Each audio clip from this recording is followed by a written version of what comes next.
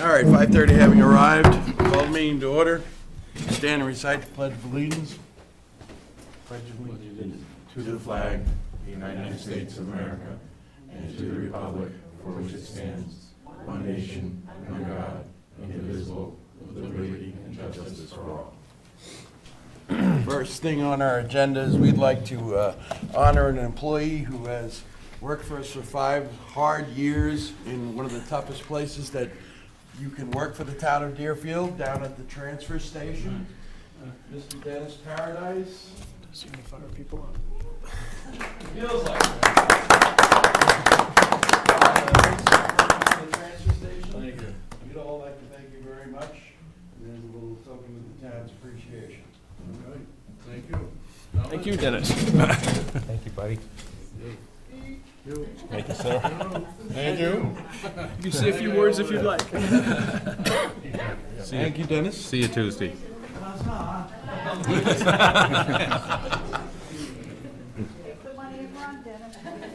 Get out early, you get to eat dinner.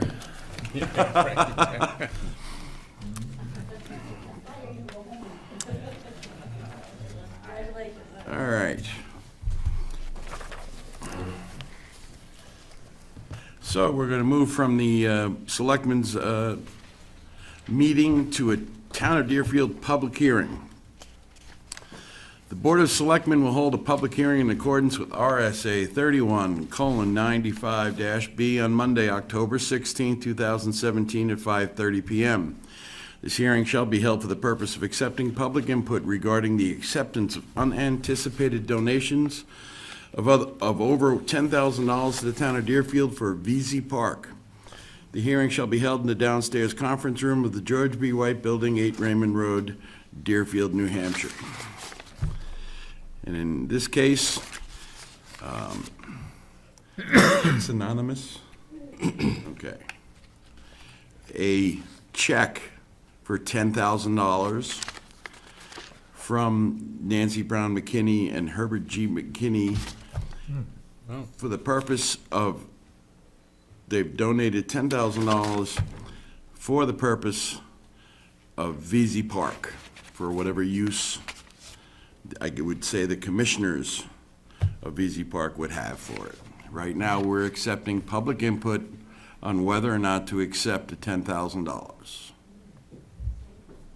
Does this mean that only the commissioners of the park can decide how to spend it? I would think so. Typically, they would make a recommendation to the Board of Selectmen for any expenditures that they make above and beyond just routine.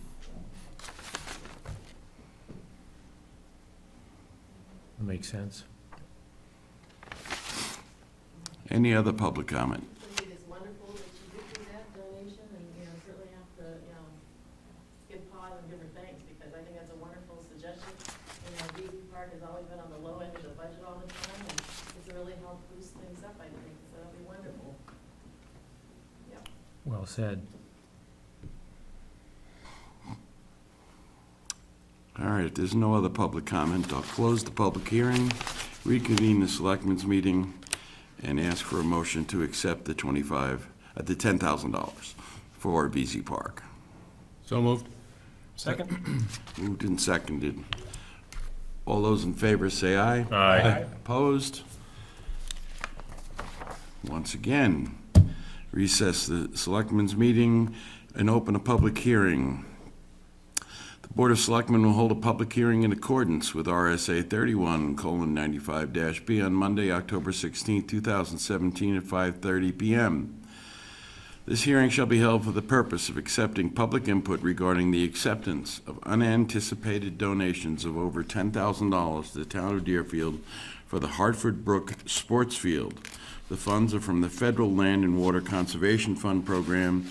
The hearing shall be held in the downstairs conference room of the George B. White Building, 8 Raymond Road, Deerfield, New Hampshire. And in this particular situation, we have been awarded an LWCF amount grant of $25,000 towards the total project cost of $57,500 for the Hartford Brook Fields. Am I correct, Jeff? Yes.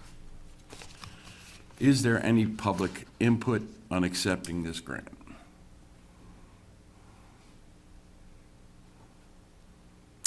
Hearing none, I'm going to close the public hearing and reconvene the selectmen's meeting and ask for a motion.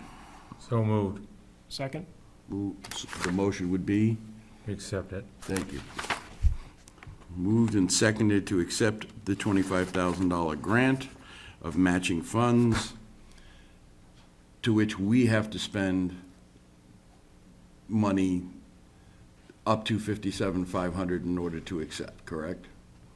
57,000. $57,500 is listed.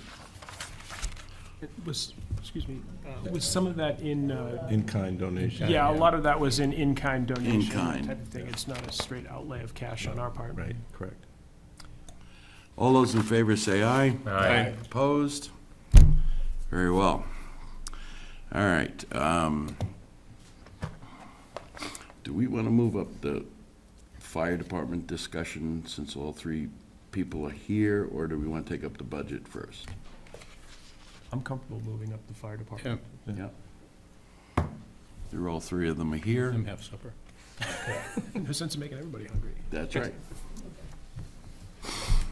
All right, at a previous meeting, we touched on the Is that a stamp?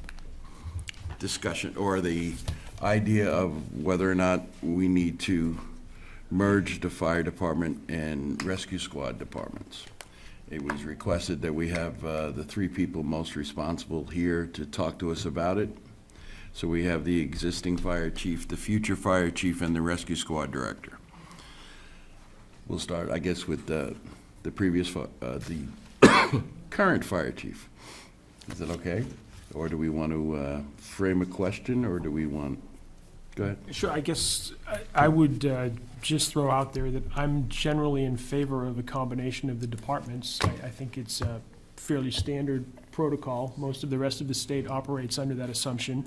But I think we need to have a public discussion about it, and I'm very interested in hearing what the folks that run the rescue squad, rescue association, and run the fire department think about it, and don't want to push it forward if I happen to be the only one in the room that thinks it's a good idea. Okay. But All right, so, Mr. Tibbetts, Why don't you let Matt go first, and Cindy, then I will come up with the rear and discuss what I think, how I think everything should go, seeing I've done the job for 21 years. okay. Matt, want to start off at the microphone, please?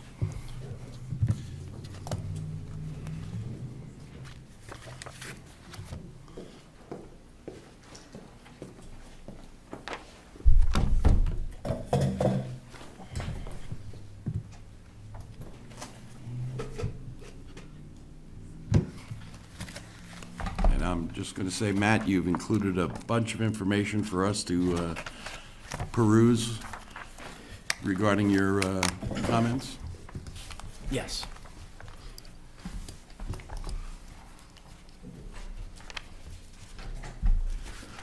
So, when I met with the six of you several months ago, and you asked if I wanted to be fire chief, it was something that I was interested in and still am. And, you know, we had discussed some things that you asked my opinion on and how we should move forward. And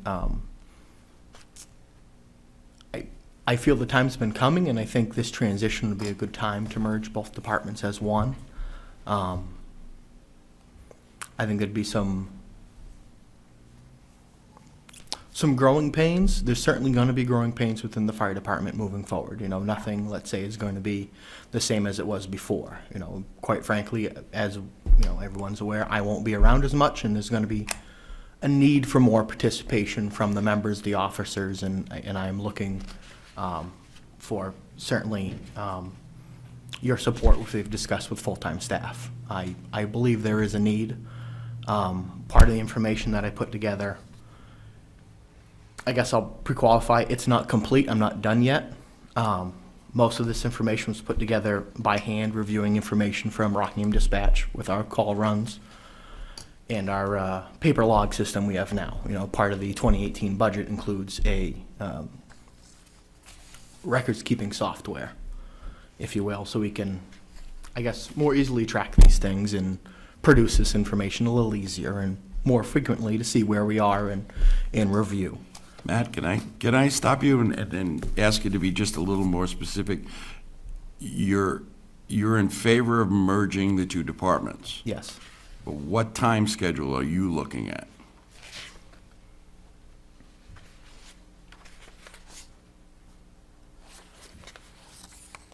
Moving forward, I would say January 1 would be a start date.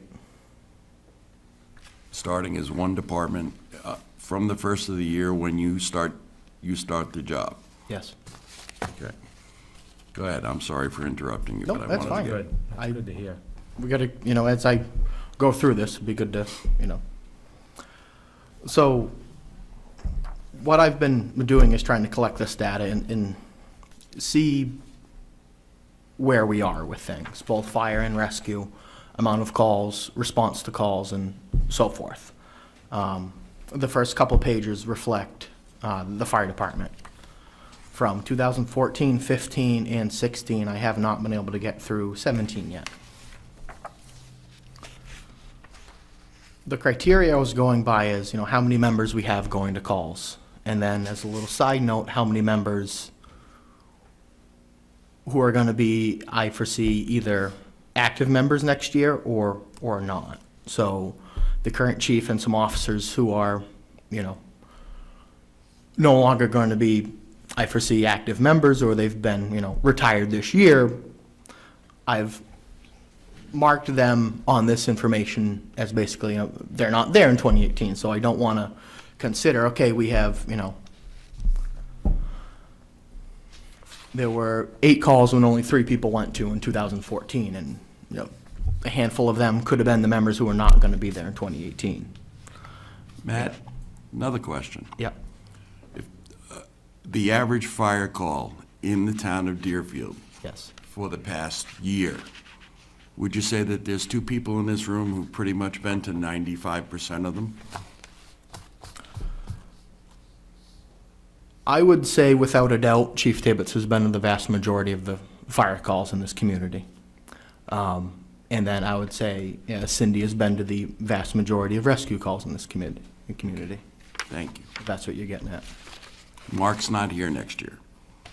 That is my understanding. And with your schedule, you are not going to be able to do what Chief Tibbetts has been able to do for the community. You're not going to be able to be here 24/7. Correct, and I do not intend to. Okay. Thank you. So just looking at some highlights.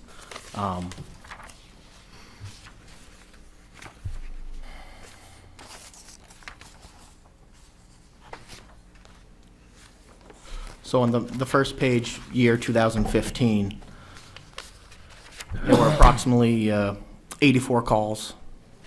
43% of the calls had 7 or more members. We keep dropping down. 46% of those calls, if it was in 2018, would have 3 or less people going to it. And that's part of the roster for next year. And that is certainly something I plan on addressing with, if there's members who want to come back, we will certainly address that, or even, reaching out for new members. But that is certainly a process, but I can't tell you that 6 people are going to start next year and how active they're going to be. That's just going by what we have now on a roster, and if people are on the 2017 roster, whether or not they'd be here next year. Next page, 2016, we get down to, if this was 2018, 25% of our calls, only 2 people would be there. Another 17%, only 3 people would be there. So that's 42% of the calls would be either 2 or 3 people at. That right there, I think, is a issue that needs to be addressed. And I think a volunteer staff will certainly help with that, but I think one of the deficits we're experiencing now is daytime coverage. Chief Tibbetts is here when he can be, which is a lot of the time, but that's still only 1 person. We are able to pull from the highway department for 2 members, but those are full-time employees of another department. So they can't always be expected to be here. The fire department has to be able to stand on its own. yes, if there's a major disaster or a major emergency, absolutely, I would expect those members of another department to come to the call and assist, but I don't think we should be relying on them as our coverage. The next couple pages are just what I was able to do, breaking it down by day of the week and by month. So for this statistic, I was only able to get to 2014 and 2015, haven't gone to 16 and 17 yet. This does take a little bit of time doing it by hand. Yeah. So that's all the statistics I have for the fire department. Rolling into the rescue squad. The rescue squad by far does twice as many calls as the fire department. It is the nature of the emergency services these days, is EMS is certainly busier than fire. And that seems to hold true between the two. I got this information from, like I said, Rockingham and the run book we keep for both departments, so there very well could be some discrepancies, but I think it's pretty accurate to what we're experiencing. The biggest highlight that I was trying to go through in my mind to figure out where we really stood. 2014, there were 11 calls where there was no EMS response, which was about 5% of the time, and that 5% of the time seems to kind of hold true with the dispatch logs I got from Rockingham for 14, 15, 16, and 17. We are contracted with Raymond Ambulance to provide our ambulance service, so between our contract with Raymond and mutual aid, automatic mutual aid, there is, the intent that there will always be someone there, but it could just be delayed. The next couple pages are simply the same breakdown as it was for the fire department, number of calls, day of the week, and by month. The bottom half would be illustrating when there was not a response.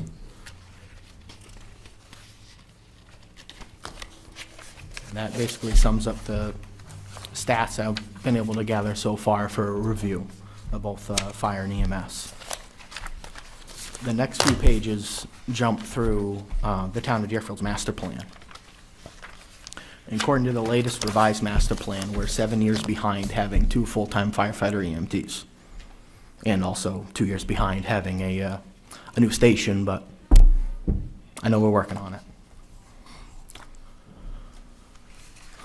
These are certainly just excerpts that I pulled out. There's more information available, just some highlights. It is, it was noted in both departments for the master plan that the need of 2 firefighter EMTs was present. I'm not sure exactly when this was drafted. I believe 2008, but I'm not positive.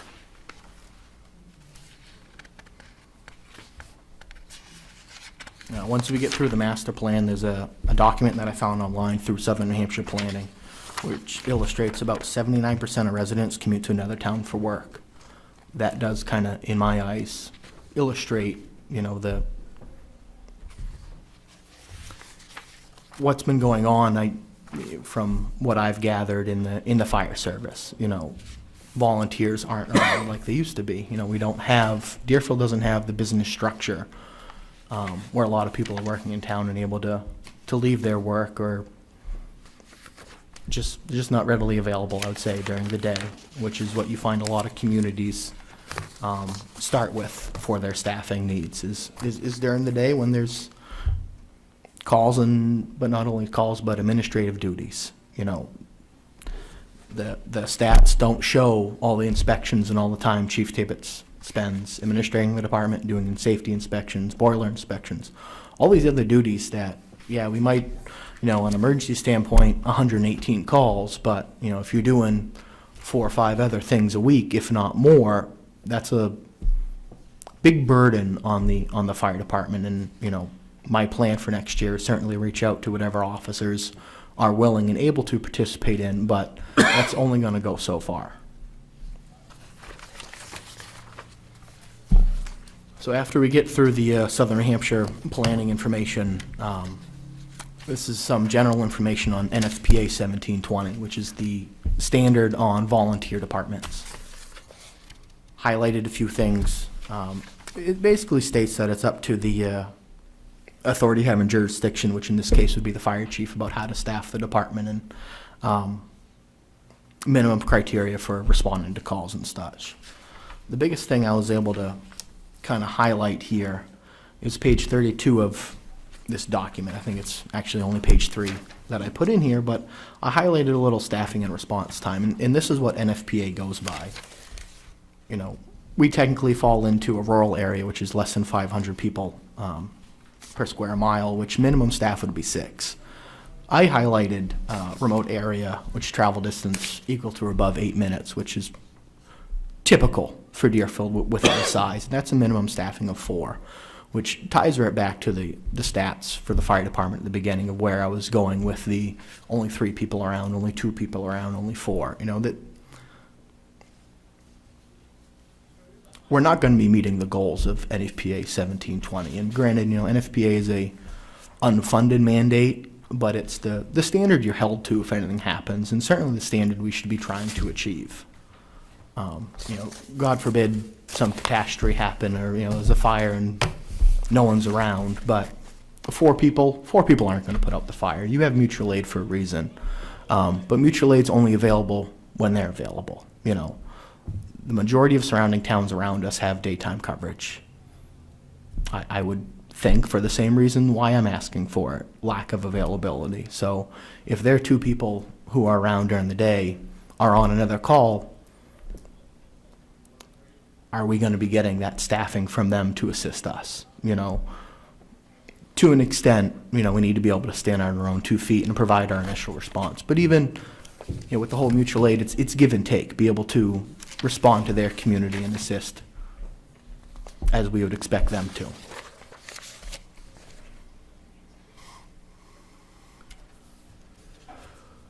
The next document, next couple, are basically just, you know, addressing the changes in the fire service with fires themselves and new construction and all the differances and issues that brings to fighting them. You know, if you take a 2x10 floor joist compared to an I joist, you might have had 20 minutes to get out of your house, or even the fire department to get there and operate safely. Now you're down to about 6. So response times are critical, and something to really need to be evaluated, not even with, you know, the fire department's tactics, but being able to respond in a appropriate manner. And I think then the last few are basically been trying to do a lot of research on where other departments in our area stand and guidelines to go by, and I found a few reports by MRI, Municipal Resources, Inc., and they've done reports on Auburn, Deering, Chester, and I think Allenstown. And, you know, the biggest things they seem to be, recommending to those communities, you know, being able to meet the OSHA 2 in, 2 out rule, which is basically if you have a fire, you have to have at least 4 people there. 2 people going in, 2 people to be their rescue team if had to. Now, are 2 people going to affect a rescue on 2 firemen? No, but it's the minimum standard, and they also reference 1720. It's basically highlighted the other recommendations, and it holds fairly true throughout the rest of the different town reports, that, you know, those are pretty common goals and benchmarks to shoot for as minimums.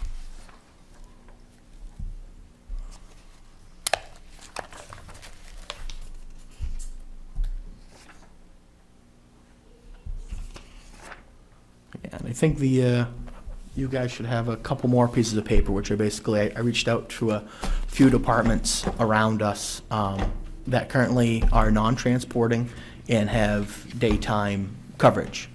That they are all fire EMS, to kind of see how many calls they run, why they might have decided to go with coverage, what was their need, and some of the tasks those daytime personnel do, you know, because we are not going to be the busiest department by any means. You know, we are a small rural town, and, it's going to have to be expected that if we go this route, yes, the firefighter EMTs won't be busy all the time, but there's certainly tasks that can be done. And, you know, the reason why we need them is because people aren't around. So if they're around and have limited duties that day, we're in the position for a reason, so they're still needed. In the last picture, to the best of my knowledge, this is accurate. I took a Google Earth image and highlighted our surrounding towns that neighbor us, and then the surrounding towns around those to basically give us a 2-town radius of where other departments stand with their response. If they have full-time staff, no full-time staff, if they transport themselves or have an outside agency transport. This is all information for you guys to review and certainly digest. So that's what I was able to come up with for where we kind of stand as a perspective with things. So can I try and get you to answer a couple of specific questions? I will answer to the best of my ability. Do you feel that there is an issue with meeting the needs for the town of Deerfield at this time?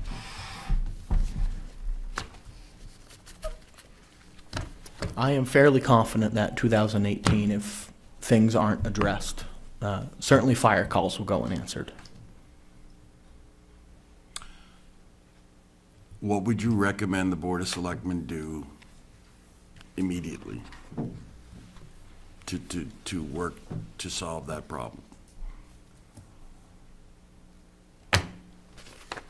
I think we need to have a discussion about which way, and this might be that discussion or maybe a workshop where it's not on a meeting night, but to really decide which way we're going to move forward and start that process. You know, when we met months ago, I laid out what I was looking for, and I still believe in those. You know, I think we do need 2 people.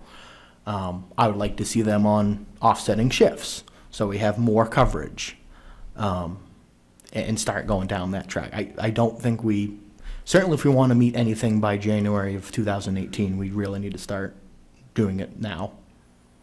Is that your recommendation? Yes. And you're talking about 2 full-time fire EMTs? Is that what you're being specific about? That would be my recommendation from the discussions I've had and even from my memory of the meetings with both the Fire Association and the Rescue Association that voted. It was the understanding that both departments would be merging in 2018. So that was the impression I had, and that's the information I would proceed with. And you had showed us once a proposed or a working idea on a schedule of having them staggered during, what, Monday through Friday, I believe? Yeah, so I kind of took that from the schedule Northwood used to do. Now, Northwood transports, so it's certainly a little different. But have the full-timers staggered from, early morning hours till mid-afternoon hours. So when the people are either having to get up to go to work or they're at work on their commute home, there would be at least 1 or 2 people around. I would propose having them staggered and have some sort of part-time per diem staff to supplement during the day that second member. My first choice would be members of our own department before we look to hire more people on a per diem or part-time basis. I would think our own members would have to have priority on those shifts as long as they meet whatever qualifications are set. Anyone else want to ask Matt questions? I don't really have any questions, but one of the things that I know a little over a year ago, I started looking at some of the neighboring departments, and a couple that I looked at were Gilmington, which I believe uses, they have 2 people on board, and I believe they also have 1 or 2 students that live at the department from NHTI, which was something that I believe Allenstown also has 2 students that live at the department that are at NHTI that work at a reduced salary. But I think probably the town that stuck out the most to me was, I talked to Steve Bailey in Northwood, who told me that as a volunteer fireman and rescue guy, he had been at the forefront of the fight not to hire anyone and to leave the fire department as it had been for close to a decade. And then told me that within 60 days of making the switch, he had never been happier as a firefighter in his life, and wholeheartedly endorsed it, which said something to me, talking with him and the two full-time people that were there when he was talking to me as well. But Yeah, I want to say they go to the tech up in Laconia, because that's where the fire service fire programs are, and that is a common practice, certainly in the Lakes region, because I believe their proximity to the tech school up there. But yeah, I believe Allenstown has a couple interns, Chichester, I know Meredith, and I'm sure a I think bunch Epsom more does towns. too. I believe they only have their full-time staff. Or do they now? I know don't they know. did have. I can't speak to whether or not they have interns. My understanding of the program is that the intern lives there for free, but provides call coverage to their level of certification while they're not at school, and I think they have like Sundays off. But that'd be a whole different aspect to cover, because I know there's concerns about the condition of our existing station, and if we were to proceed with beds and all that, making sure that is up to code and actually something we can do. Anyone else? I don't know if you can answer it or not, but do you know how this affects insurance? I mean, if we don't have coverage during the day, enough coverage, or if we have full-timers, does that help? Does that lower our insurance cost? Maybe the guy next to me. So when the information I've looked at is through the MRI reports, and tried to reach out to ISO a few times, is that is certainly that comes into effect. The percentage of calls that you have, again, it's that 4-member response. So that would certainly help us get there. I'm not sure if this is relevant, but one of my goals is to have a 5-year, plan and try to meet some goals so we can bring ISO in, do some drills, and reduce our insurance rating. Yes, there's quite a bit of the town that is outside of the 5-mile radius of a firehouse, and we don't have hydrants, so we're not going to be a class 1 or a class 3, but if we can go from a 9 to a 6 or a 6X in certain spots, that will certainly help. So it might be something on the horizon to look for, yes, if we incur these upfront costs, but we are working on a plan to do some ISO testing to reduce your homeowner's insurance by X amount of dollars a year. It probably won't cover the increased cost, but certainly I would hope for at least half. So you're spending however much money in your taxes, saving it on your homeowner's insurance, and gaining a little more coverage. Yeah, most of Deerfield falls into fire protection class 9 right now, which fire protection classes run 1 to 10, 10 being Worst. Pittsburgh, that sort of thing, and 9 being rural. And a lot of that, as Matt has alluded to, is predicated on lack of hydrants and full-time response, certainly. Which we're going to be behind the 8 ball as long as we don't have a better hydrant system than we have, regardless of what we do. Which I part of the conversation to have with ISO is, their drill is you have to basically flow 30,000 gallons of water in 2 hours. Now, Chief Tibbetts and I have talked a few times about, this last cistern we had and looking forward to putting in more cisterns. That will certainly help. I don't know how much ISO will take that into effect, because every subsection, you want to get 100 points, and that means you're class 1, but every section is broken down, especially water supply, and I'm not quite sure where they would value, a cistern, but if that's their goal, 30,000 gallons in 2 hours, well, we put in a 30,000 gallon cistern that just about guarantees we're going to meet that goal, because we do have that water available. Anyone else? Go ahead, Fred. As you were mentioning about the 30,000 gallons of water for in a cistern, just thinking now with regard to you working with the planning board as far as trying to come up with recommendations for installation of cisterns throughout the town based on the current number of structures in various locations. And by doing so, we could then turn around and justify impact fees for a new development to help to pay for these additional cisterns. Yeah, I think one of the steps would be is, to get some GIS mapping of where all our existing water supplies are now. And certainly take ISO's recommendation where, how much they will value a cistern. And if it does hold substantial weight, we can certainly start picking away at where we might want to put some to, it's not going to be 1,000 feet within a fire hydrant because we don't have any, but if they'll give us, the understanding that, yes, we're going to have a rural water supply and a porta tanks and all that wonderful stuff set up, where will that help? So that would certainly be something good to be able to sit down with the planning board, and we're probably due for preparing an update on the master plan, so that could be included along with the master plan. Yes. So, yeah. Anything else you want to say, Matt?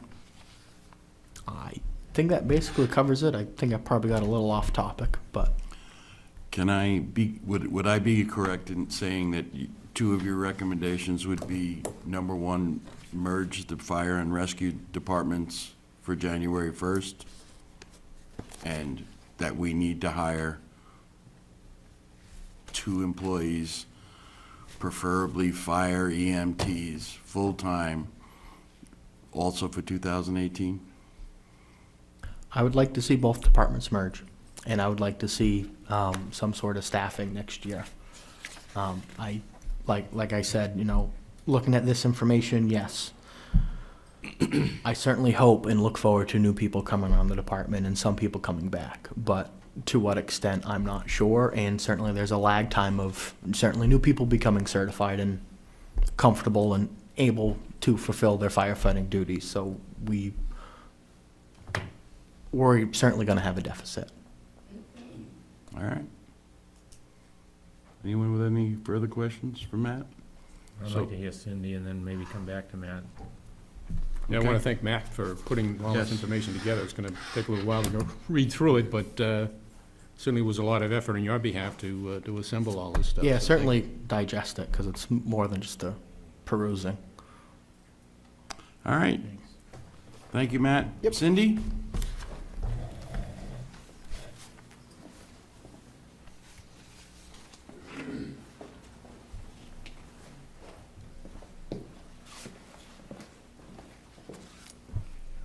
Good evening.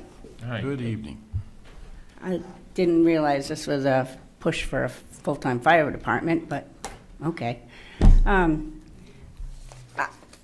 don't believe we should merge yet. Our fire department is a mess. No disrespect to Matt. He knows a lot about fires. He knows these EMS things, but this is going to be tough for him. And get the fire department back going in an operating way, and then merge the two departments. I also feel that we have a new chief coming. We did lose a lot of firefighters because butting heads. Maybe we'll get people to come back. Those are just that's my concern. Some of the non-response things that Matt talked about, I also believe that I'd like to see what those calls were, because if they were car accidents or chimney fires, there was already EMS on the scene. They just signed on as fire. So, it could have, that wouldn't have been, the response wouldn't have been 0 for EMS. Also, we contract Raymond Ambulance to come in and help us. And if nobody comes, they are coming with a delay, like Matt said, but now you're paying firefighters to do a first response when you go EMS coming. We're paying EMS coming anyway, so you got to look at that. I think if we had an ambulance, full-time people would be great. I'm not looking forward to, I mean, I wouldn't merge the two departments as of yet. Would you have a timetable for doing it? The following year, maybe. Let's see how the next year goes. We don't have, I mean, I don't have all the statistics in front of me. I didn't realize I was even coming until the 12th. But we haven't had that many fires. We don't have a lot of businesses. We don't have an ambulance. We don't have any major highways. So I'm just concerned that we may be hiring full-time firefighters, using EMS to hire full-time firefighters. That's all. Questions, anybody? Yeah, and I think, to Cindy's point, I think she's right. I mean, the board has talked about this over the years, over the last 10 years at least, that I can recall off and on. And the quandary has been, we don't think we need just full-time firefighters. Clearly, if we were gonna hire full-time people, we would look to have full-time firefighter EMTs, and that has certainly been a big- With ambulances, and if you had an ambulance, it would help pay for the full-time firefighters. But to pay another ambulance service to come in and do our EMS and still pay firefighter EMTs to sit here and wait for a call, it doesn't make sense to me, but Yes, sir. Cindy, you still feel good that between you and Doreen and your others, that the town is covered? well, I've got 5 more people coming on in January. So that's what I wanted you to say.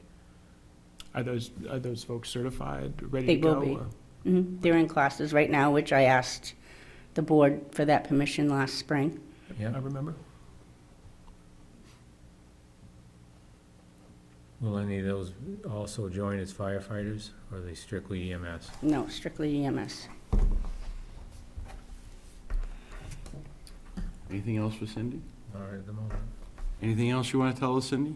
You don't think so? All right, thank you very much. Mr. Tibbetts?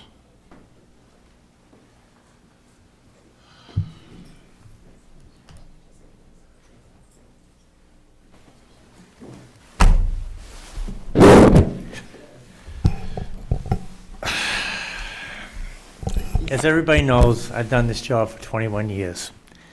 Been on the fire department for 47 years. I've seen a lot of stuff go on. When I first started out, we had turn-me-down bunker gear, coats down to our knees, boots to our waist.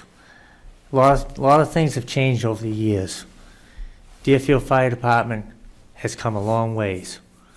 We're rated as one of the best equipped fire departments in the area. And that's because of the Board of Selectmen, the Planning Board, townspeople and everything. We have some great equipment. We have the best of gear out there, the best of air packs. We're in very good shape. Yes, we have some problems. But I think I know the fire chief's job better than anybody in this room, because I've done it for 21 years. I devoted my life to this town for the fire department. I don't think anybody understands what's involved to be the fire chief. It's 24 hours a day, 7 days a week. I average 30, 40 calls a day, 20 to 25 on the weekend, 6 o'clock in the morning, 12 o'clock at night. The fire chief is called for everything. Working with John for the last 6 months, 8 months, 9 months, he realizes how many times I'm called. There's inspections on a daily basis.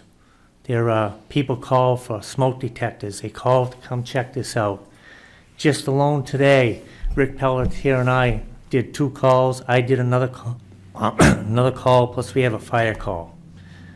I told you people a year ago that I really believed that the Board of Selectmen needed to hire a fire chief at least 32 hours a week. There's a lot goes on in this town. The people are demanding. They've used to a service they've got for the last 21 years. They want it still to this day.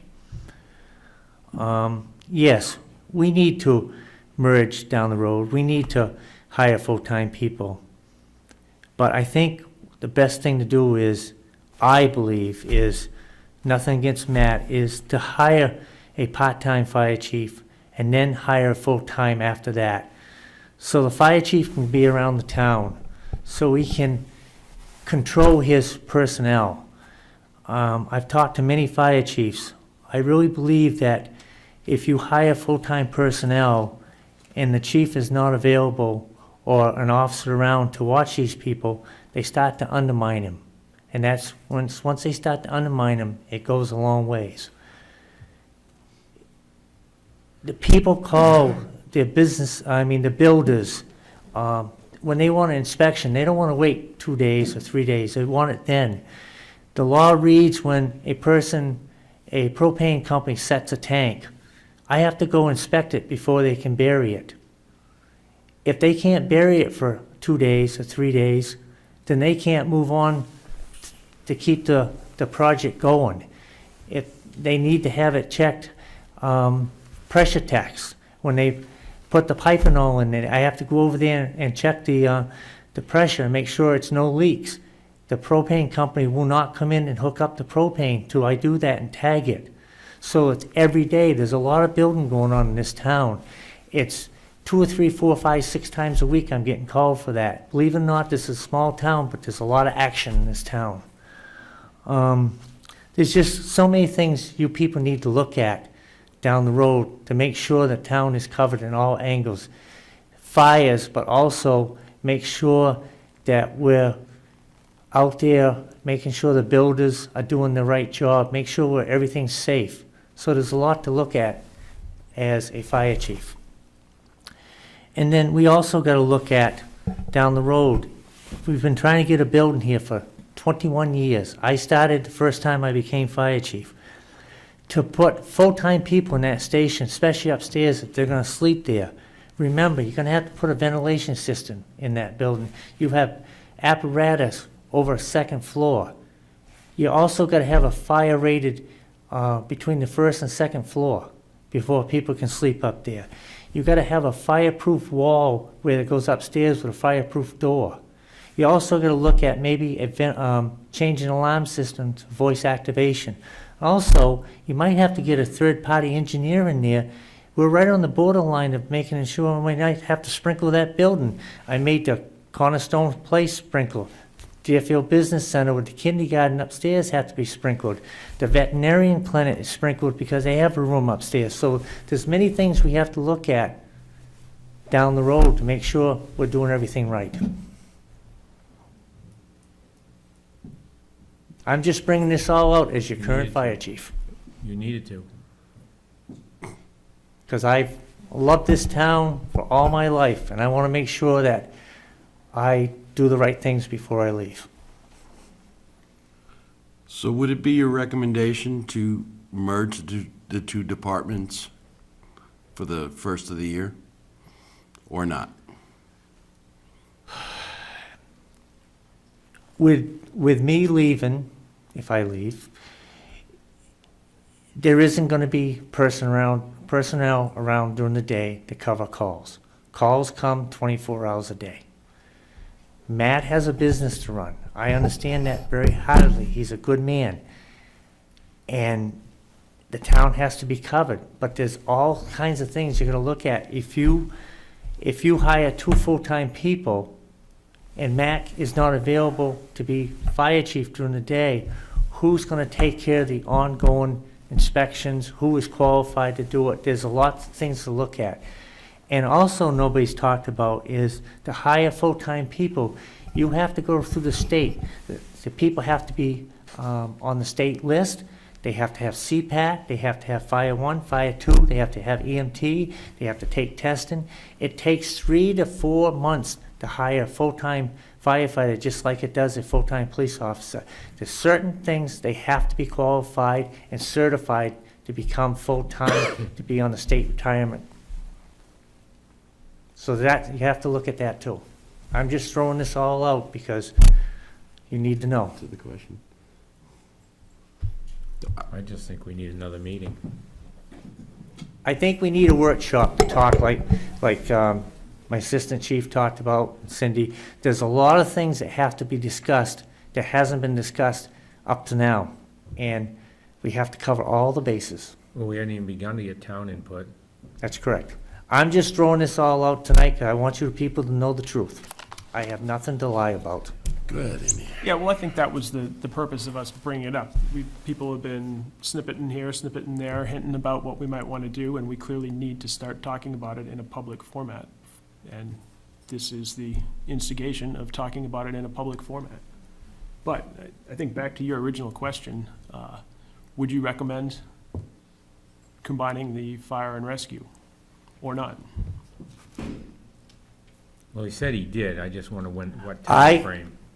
I really, in my own heart, and this is nothing against Matt, I believe the first thing we need to do is hire a 32-hour or full-time chief and go with a full-time after that. That's a crucial thing in the fire service in this town, I think, for inspections.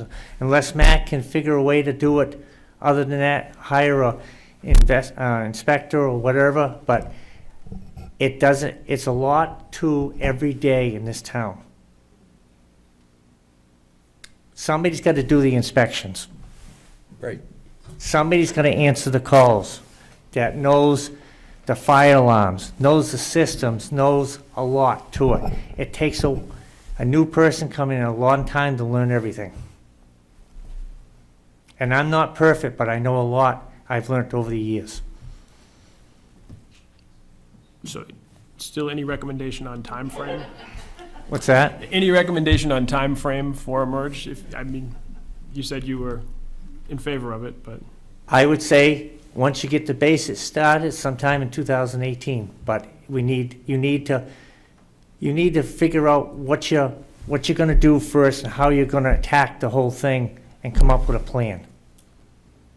What's obvious, you're not gonna have people sleeping in that fire station. Not at the present condition of the fire station, So if anybody was hired, it'd be on only be during the daytime. 12-hour or. Right, it's all right to get away with it when we have a storm or something like that, to stay overnight, but on a daily basis, you're gonna have to bring the building up to code. And you know and I know, once you do start the renovations, you gotta bring it all up to code, because somebody will contest it. I'm just being honest with you people. So, if we were to hire 2 people for daytime only,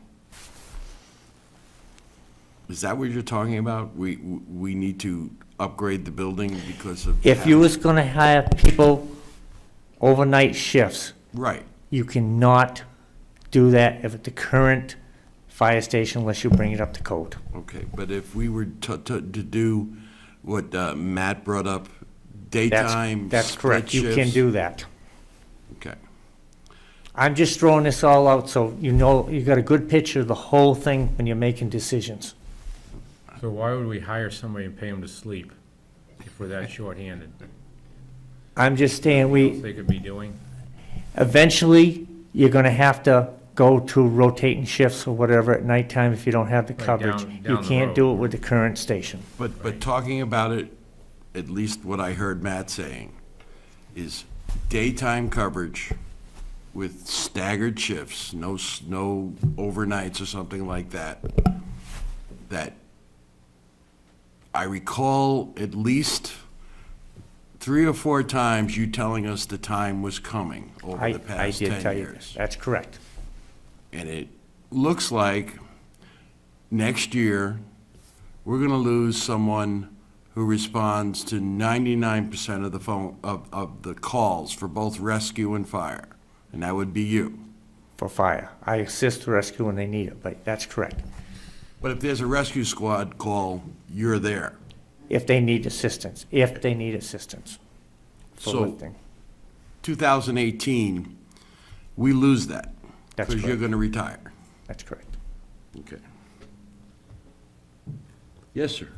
If we were to hire 2 full-time people, why can't they do inspections during the day? Exactly. If they would have to they'd have to do some schooling and be qualified. Be Because you certified. can't send somebody just over to say, No. do an inspection. Right. They gotta know what they're looking for. and- Exactly. And fire codes or But there's whatever. training available for that. That's right. So if we had 2 40-hour shifts, that covers 7 days a week, all but 4 hours. There's 84 hours in 7 12-hour days. I think Matt talked about, like some towns do, they come in at 6 to 2, and then come in at like 10 to 6 or whatever. 6 to 6 is probably the worst hours for coverage, when people are traveling to work and traveling home from work. Monday through Friday. Right. Matt, was that your idea? Is that if we were to hire full-time people, that part of their thing would be that they could do some of these inspections? Yes, to an extent. To an- When I talked to you guys in the spring was some sort of, we were gonna proceed with part-time or per diem, having one of those individuals be more of the prominent inspector. Simply because I would foresee some sort of turnover ratio where, yes, we wanna provide schooling and education and better possibilities for our employees, but I would consider almost more of a part-time basis for the inspector, more of the lead inspector, if you will, who's gonna have probably more experience doing that and hopefully a little more stable. Thank you. Anyone else? Well, I think we've reached a point where we've gotten the input to start that we wanted, and we clearly are going to need to meet again about this, and whether it's in a workshop format, which might be more conducive to We're already booked for next Monday, right, for a regular? sorting through this. We can't do it then. Can we put that one off and just do this? What's that? Selectmen's meeting as far as budget and that, and keep this going while it's warm? Get some town We input? can do whatever the board decides to do. I think the bottom line is that we need to act. We cannot keep depending on one or two people to meet the safety needs of this community. And we've all seen this coming for quite some time. Mark has told us for years, we were rapidly approaching the point where we needed to do something, where we needed to put people on, because I hate to say it, but volunteerism is not working. And it's been on a decline since PK Lindsay went out of business in this town. That was something that elevated the volunteer fire department rescue squad thing into a unique Deerfield thing, where we had 10 or 15 people working in town who were able to respond to every fire. We have a situation right now where every fire or rescue call, there's 2 people, and they're sitting in this room, who show up at 90% of these calls. Mark is retiring at the end of this year. I think that's a clear one. Everyone knows that every single emergency service call, Mark is there. That's not available. I think we're well past the, please excuse me, I think we're well past the point of discussing this. We all know the situation. And what it is it's a time for action. I'm okay with next week, we'll bring this up again, but I'm not okay with just talking about it. We need to do something. Again, I've only been here a few years. I think we're working on 17. Andy, you're about 19 years. The discussion about putting the 2 departments together has been something that we've been talking about for the entire time that I've been on the board. Well, we've switched statuses a couple of times. Yeah, but the bottom line is just about every community in the state of New Hampshire has a 1 department fire and rescue. I think the opportunity is here, since we've named a new chief, and one of his recommendations is that we merge the departments. In his conversations with me, it was, I don't want to fix 16 different things, I want to fix it all at once. So, why don't we put this on the agenda? Go ahead, sir. Yeah, I think logistically, whether we follow the recommendations of the new chief or not, we're going to have to act because we're in the middle of budget season. We're going to need to decide where we're going here, so we decide whether we're going to consider these budgets as individual budgets for individual departments, or whether we're going to consider them as combined. And we're also clearly going to need to decide where we're going, because we can't talk about adding personnel sometime in 2018 if we're not going to make the budgetary changes we need to make in the next 60 days. So clearly, time is 60 days or less, I would say, just is as driven by our budget process. So if we wanted to hire for 2018, if we decided to do it, if we decided that this very minute that we were going to hire 2 people, we're a month behind. So I want to put this on the agenda for the next meeting and hash it out and come to some sort of direction. That's the goal. We need to have a direction and an action to take quickly. Because I believe that a safety issue exists, a safety of the people of Deerfield and our ability to meet the safety needs. I believe that we're very close. We're one person away from not being able to meet the safety needs of this community. I suggest we meet Monday and do that and pay the bills, and that's it. So we can get a lot surfaced tonight that I knew nothing about till 20 minutes ago. We've got some time now to invite some, open it up to the town if they want to come. I don't know how productive the strategic session is going to be if we turn it into a public hearing. I mean, we clearly We want to have, hear we from have the a, interested parties, but we have a scheduled meeting for next Monday. We have budget items, but there's just a couple of small ones that we can deal with. We can devote some time to this one. And All I'm saying is, like, if Maureen or Dawn, or I don't know this lady's name, wanted to speak, they shouldn't have to wait till citizens' comments. if the board wants, I can open it up to comment. sure, if people are here I'm not to, picking on you, I just use it as an example. Does the board want me if to? people are here to comment on that, I'd be happy to hear them. If there is anyone in the audience who'd like to comment on the things that we've been discussing, please step up to the microphone.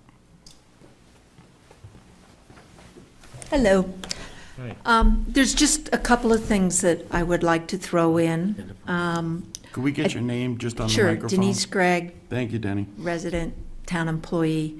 A couple of things. I do think that whatever the situation is in terms of resolution, that 2 things should be emphasized. One, recruitment and retention and use of all that's out there to make sure that we are continuing to ask for volunteers on both sides, whether it's fire or EMS, and that we use those things that are out there to continue to retain persons, whether it's training, additional training, but accolades and recognition from the town. I think the other part of it is fire prevention, and again, whatever format this ends up taking, fire prevention is a major issue with respect to reducing the need and the incidence of fires. So whoever comes in, making sure that fire prevention takes on a bigger role. So, thank you. Thank you, Denny. Is there anyone else who wish to comment? Ms. Katie, if you could get to the microphone. Do we still have our portable? The thing has never worked. Oh, okay. I'm gonna have to check it tomorrow. Yeah. One of the things that I have felt for a long time is we jump into doing things. We know we need it, but we don't plan. If we have a work session where we plan between what Matt has said and what Cindy has said, I personally don't see how Matt can handle 16 new things as a new chief. You cannot take on everything at once. I have never seen a good manager do it. You need to look at what has to be done immediately, what has to be done future, what can be done in between. Planning makes good management. Thank you.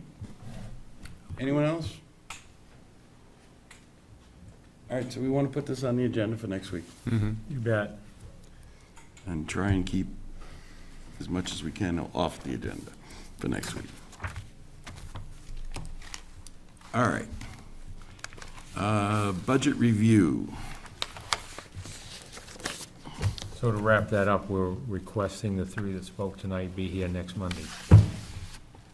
I didn't hear that, but if that's what you want, I assume that I- they want to be here to listen. I imagine they might want to be here to listen, but I would hope And they'd be probably here if we give had input, too. questions.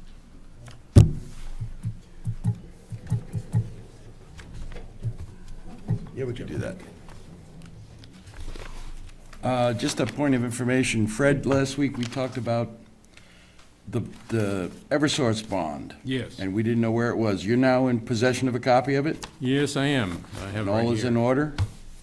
Yeah, and I'm just going to mention the zoning ordinance with regard to wetlands requires a conditional use permit be issued by the planning board for activity taking place in wetlands. And the section that brings the selectmen into the situation here is prior to granting a conditional use permit, the applicant shall submit a performance security to the Board of Selectmen. The security shall be submitted in a form and amount with surety and conditions satisfactory to the selectmen and approved by town council to ensure that construction has been carried out in accordance with the approved design. The security shall be submitted and approved prior to the issuance of any permit authorizing the construction.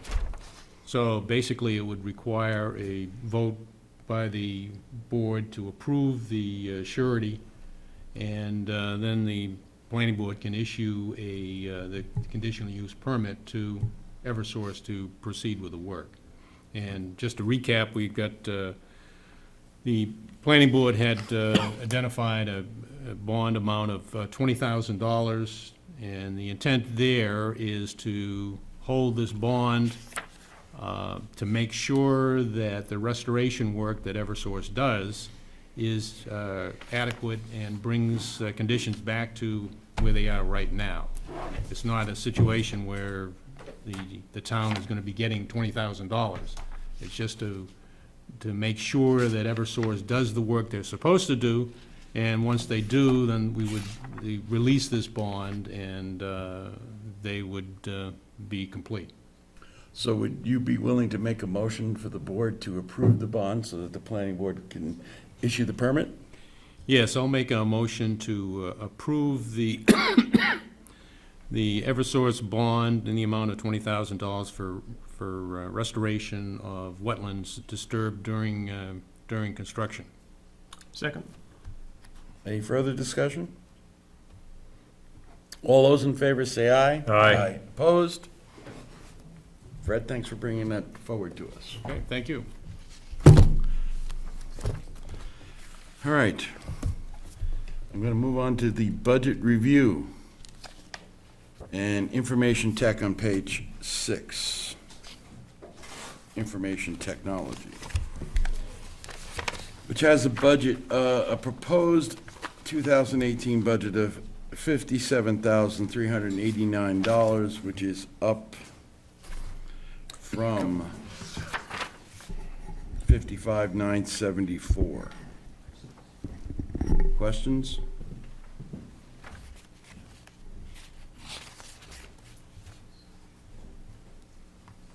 The major increase is the software update. You can see it. What software specifically? Is there a The specific? Microsoft Thank you. Office, there's backup behind, Mm-hmm. and that will bring everybody who has an operating system to Microsoft 2013. 2013. 2013. Not bad. And our IT director, Steve Jamali, is trying to keep our operating system in functional order as long as possible, but that is a challenge when Microsoft is trying to move people into newer products, it gets more and more difficult to support it. Microsoft reduces the number of support modules that they will offer, and also each update gets more and more difficult as you run older software. Good. Any other questions on that one? We're good? Move on to page 7 to the MBC, which is budgeted at the same number, $927, as it was in 2017. Anybody have a question? Yeah, I'm not seeing all of these in the packet. Yeah, I didn't see it either. I'm not seeing Budget Committee. I think we've got Recreation in here. It's not on the agenda doesn't necessarily match up with the department. If you're looking for the budget in your folder, those are only updated budgets. That was in your original. Oh, okay, in budget the that original you budget. The original vote. These here that you're getting are if there's been updates or changes, or their current budgets this evening that were passed in late. They're not inclusive of everything you're seeing on this list. Oh, okay. I thought these were new. Fire away then. All right, so NBC is good. Yep. That.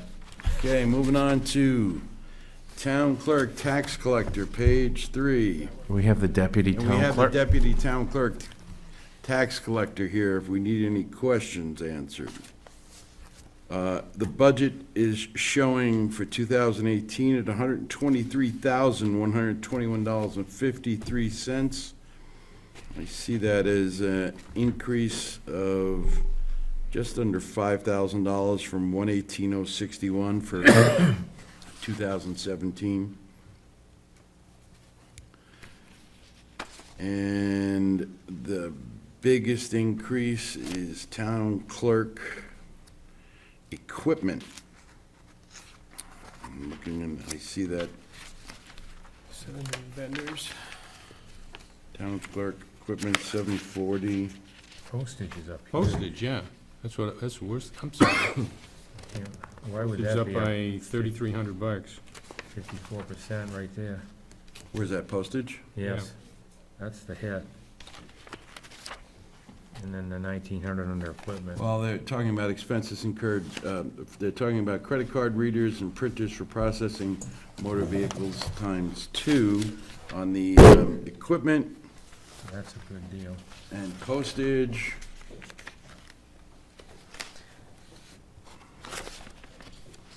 If you like, I can offer Go a ahead, brief explanation. feel free.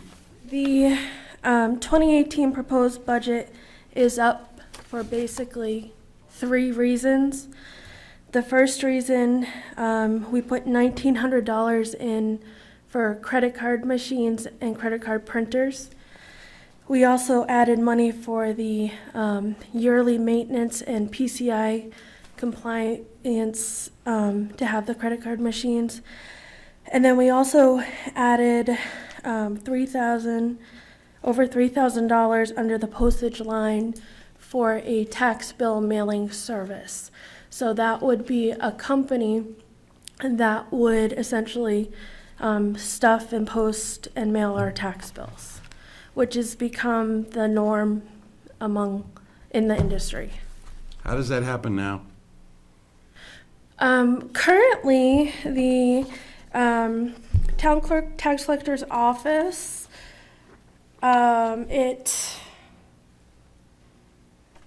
basically what happens is it takes Kevin, myself, and 3 or 4 on-call employees to stuff and mail the tax bills. Our office is in transition, and next, the current town clerk tax collector will be retiring. So next year, one of the things we're looking to do was have a tax bill mailing service assist us in getting the tax bills out, because they have to get out no matter what. The newly elected clerk, whoever that may be, will not have a fully trained deputy. It may not have the ability to pull 4 or 5 people in and run the counter at the same time. So basically what most of the town clerk tax collectors are doing in the state is there's three really good companies that specialize in tax bill mailing, and that's what people are moving towards, because you can't always rely on having on-call volunteer people to do it. It's got to go out no matter what. How many bills, Kelly? 2,500? Twice a year. Right, so 60 cents of. Yeah.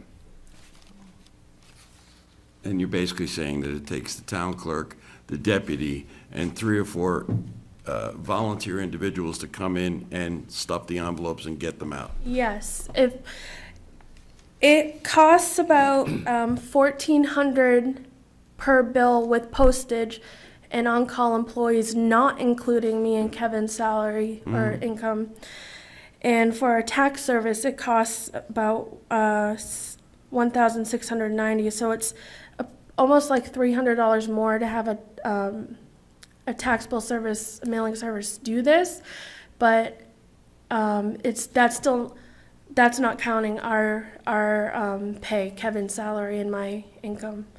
So in the end, I think it would be best for the transition for the new town clerk tax collector.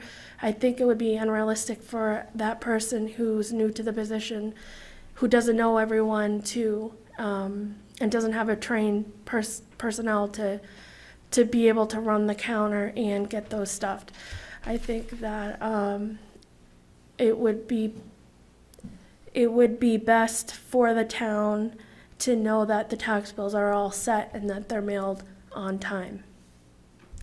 Okay. So it's not, may or may not be well-known, but the current town clerk tax collector has let it be known that as of December 31st, he is retiring. Yes. So that means probably for the first 3 months of the year, someone is going to have to take over for him prior to the elections in March. And I assume you're willing to do that. Yes. Yeah, I'm looking forward to it. It's a big transition, and it's, it's bittersweet, but I'm excited for new things. And may I ask, are you considering running for town clerk tax collector? Yes, I am. Just wanted to get it out there. Thank you. We appreciate your help with Then that. would we hire a assistant? It's only the town clerk that's So, elected, right? so in the past, if the town clerk tax collector would make a recommendation to the Board of Selectmen to appoint a deputy town clerk tax collector, and it needs to be clear that Kelly, as the deputy town clerk tax collector until March elections, will be all by herself in the office after December 31st. We would in turn look to, at the retirement of the current town clerk tax collector, we could appoint a interim town clerk tax collector. Right. And go from there until the March elections and see how it goes from there, Wonderful. okay? Anyone else have questions for Kelly regarding the town clerk tax collector's budget? Good job, Kel. Thank you very much. Thanks. All right, moving on to, well, you're going to be here for town meeting and election costs, which are on page 5. We're looking at $11,703.50, which is an increase of, $2,616. very well. And that is because of the number of elections that we need to hold next year? Yes.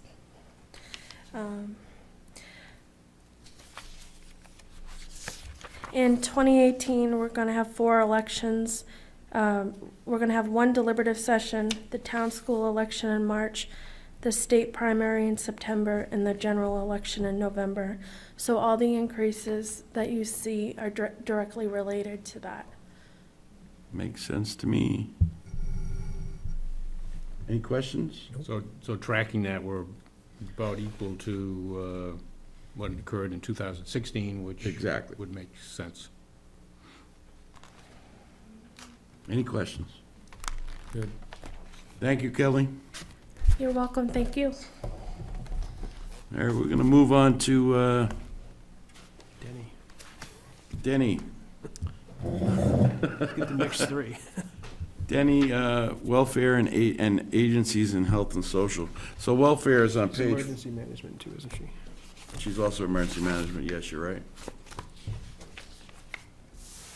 Along with the current town clerk tax collector, so I imagine he's probably you're going to lose your co-chair on that also. Oh, yeah, we'll work on replacing that. All right. 26. What would you like to start with? I'm trying to find page 26 for the emergency management. It's here somewhere.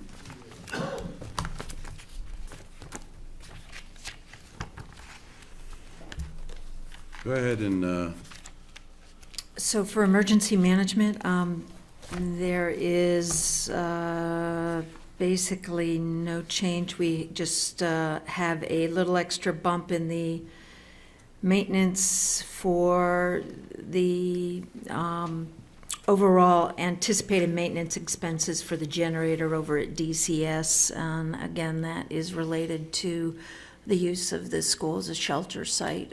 That's just there, given the age of the generator at this juncture. I'm showing that you're using the same number, $7,363 for the total budget. Yes.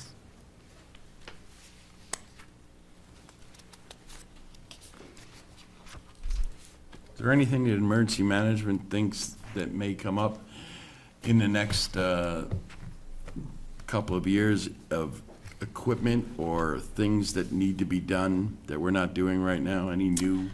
We're very fortunate in the sense that much of what we are able to do in the way of training is available to us through the state.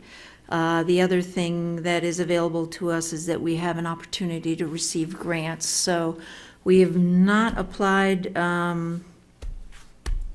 for an emergency management performance grant this year. That will likely be in our future, probably 2019, I would think, and we may reopen a grant line for that. But right now, most of the grants that we're able to obtain, we do so through in-kind matches. So we're in pretty good shape that way. Just while I'm thinking of it, hazard mitigation plan will be next on our agenda, and probably following that, the emergency operations plan. So hazard mitigation will be coming up in 2018, and we'll be working with Southern New Hampshire Planning on that, and they are working with Homeland Security and Emergency Management to procure the funding for that. They're handling all the paperwork, so that's a nice advantage for us there. Thank you. Any more questions on emergency management? Nope. Let's move on to welfare on page 40. With a budget of $69,677, which is down $100 from the previous budget. Any questions?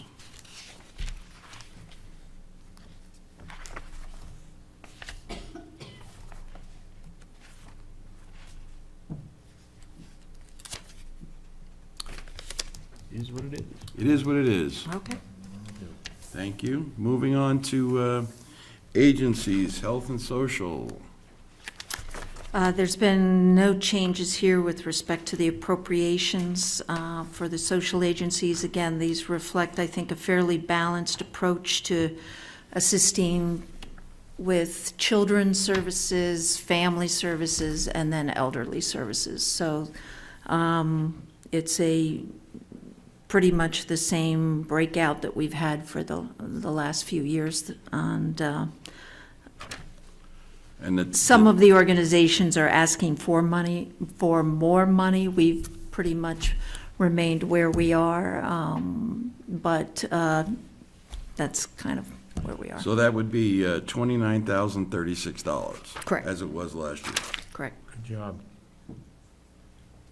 Very good. Questions? Thank you, Denny. You're welcome. Thank you. We're gonna also look at GBW and Parks and Rec, is that correct? Nope. Transfer station and building department. Well, no, I'm just looking down there. Those are updated budgets, understood. Okay. I So, can point those differences out to you after we're done. thank you, sir. So we have Mr. Pelletier here. Why don't we talk to him about building department and transfer station?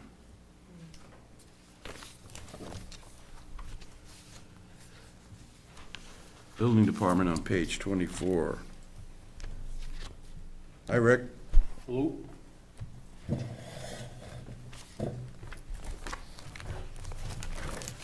So we're looking at a budget of $51,192, which is up just a hair from 2017. Are there any big increases, Rick? The only increase that was in there was I upped vehicle maintenance by $200, knowing that I was gonna need to replace the wheels, because I can't keep air in the tires, because the steel wheels are rotten. How old is that truck? 207. Didn't we just buy that like yesterday? And it's Yeah, that's what it 2007? seems like. Age-wise, it's, 10 years. Mileage-wise, it's got just over 30,000 miles on it. But the wheels have rotted away. Unfortunately, I had to put new wheels on it a few weeks ago. Okay. I couldn't keep air in the tires anymore. All the wheels developed pinholes the way Ford made those wheels for a few years. It was a problem. That was the only increase.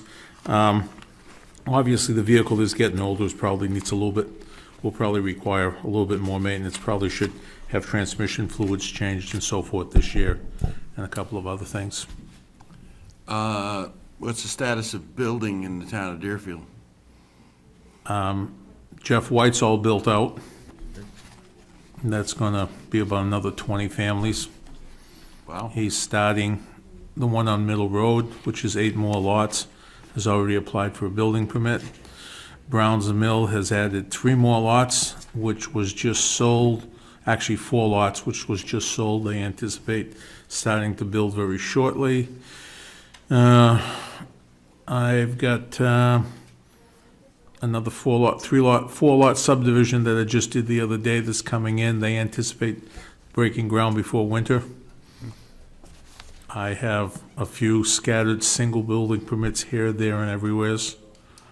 The Baker's lot's for sale, or I believe it's one of their lots on Mount Delight, 80-something acres.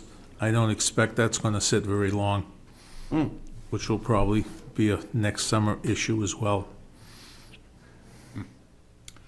So, Sounds like it's going. yeah, there's a lot of houses going in. I've got another new house on South Road just starting.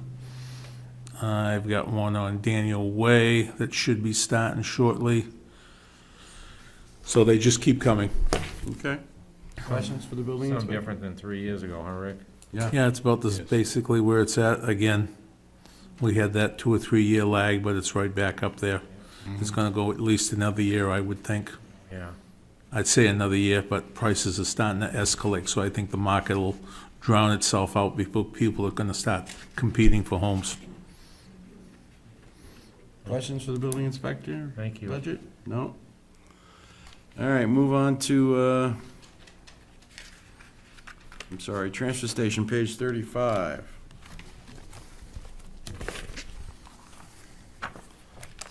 And going to the back.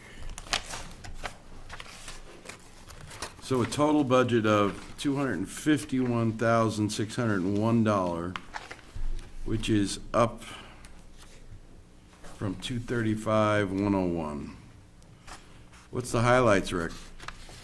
That factors in the increases based on our contracts with Casella and towing the big trailer, rental, and so forth. I think we had 7% annual, 5% annual increase in all those fees, as well as fuel charges and so forth.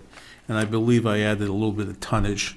I mean, we got 20 more families this year. We had 20 families last year, and that's obviously not going to stop. The other thing that I don't believe is reflected in there is, John and I have been working on the discussion over adding another large compactor to the transfer station. As you've seen, we've had our share of issues this year with breakdowns on the compactor, especially the large one. It's been there since the onset. The machine is getting old, so it's to be expected. The machine's not junk, but unfortunately, that is presenting a problem to us when it breaks down.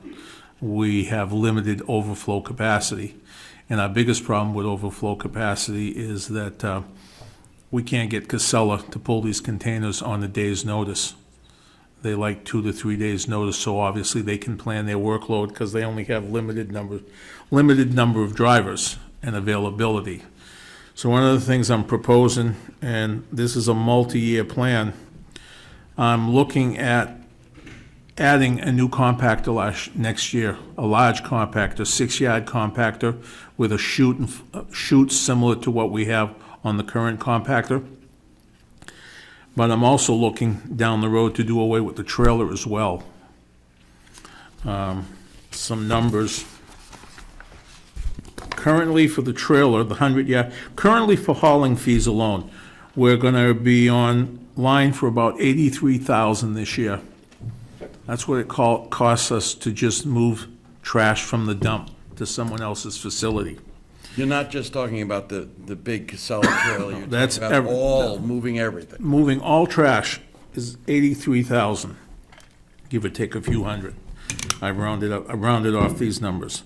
The 100-yard trailer alone costs us $27,491 this year to move that trailer. It also costs us $7,855 to rent it, because we don't own that. What I'm proposing is, by going to another compactor, we can go to 45-yard octagon containers, which would increase our capacity by about 15% by having 2 of those. Now, the argument is, well, we're going to have to empty those twice a week to get the same capacity. We are, but those only cost us $1,440 a month versus about $2,200 a month to move the trailer. So there is a savings, even though we'd be moving containers twice for each week versus once. That's for general MSW. There would be a savings there if we headed in that direction. We could eventually take the large trailer, fill in that hole, pour a concrete pad, and retrofit it to take containers as well. So we'd have the 2 large hoppers, which is what we need for general trash, because that's where we accumulate the largest number of residents and so forth, all trying to dump trash at the same time. The other thing I'm looking into is potentially looking at purchasing potentially our own roll-off truck to move our own containers. If we could move our own containers, that would completely negate the $83,000 a year fee. I'm waiting for prices on roll-offs and a roll-off truck and so forth, but I would think within 2.5 years, we could cover the cost of that investment based on what we would save by eliminating the hauling costs that we're paying independent vendors. I have a meeting set up with Northeast Recovery. They're going to bring in some other towns and look at our situation and give me some information and ideas on what to do. There are a number of communities that do move their own containers. So basically, I'm looking for some direction, whether I should continue to further explore those possibilities, or we just want to stay status quo. What would you propose that we do for 2018? I would propose buying a new another large compactor. General idea of a price? Pardon me, about $80,000. That includes 2 42-yard containers to go with it. And you're talking about the octagon Those are ones the as octagon opposed to the containers, square right. ones, because The current ones we have are 30 yards. we can get that container as large as 45 yards. Our 100-yard trailer is actually a 75-yard trailer as far, it's 100. Doesn't compact to all four corners and Yeah, such. the trailer is a 100-yard trailer, but when you deduct the compacting equipment and so forth that takes up space within the trailer, you only about have 75 yards of capacity. With two 45-yard containers, that would give me 90 yards of capacity. So it would be an increase in capacity. And with anticipation of increased growth, unfortunately, we're just going to have more trash. So in addition to the cost of the compactor, what kind of construction costs to put it in place and have it working? Their number from Atlantic Recycling, who we're currently doing business with because I'm trying to make all our equipment standardized, and they're the local vendor for that equipment, that includes installation and construction of the chute and assembly. 80 grand? The only thing I have not factored in there is some concrete. I may have to increase the size of the pad. Can you submit a specific number bill for the entire project to the board? Yeah, I think I can get that Consideration? within the next couple of weeks. I think at the very least, we should consider that, and if we get a number, make a decision as to whether or not to put it in the operating budget or warrant article. or a warrant article.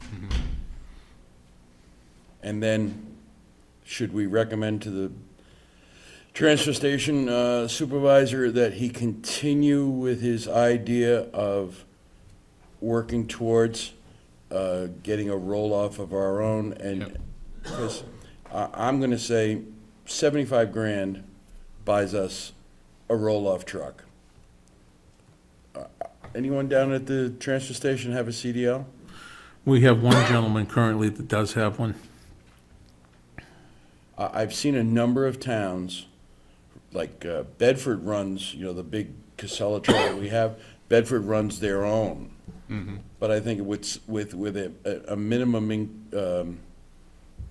investment of, say, $75,000 to $80,000, buying a truck that could reasonably be thought to last for at least 10 years, because it would just be used for the town of Deerfield, and then we're spending $83,000 a year. Right.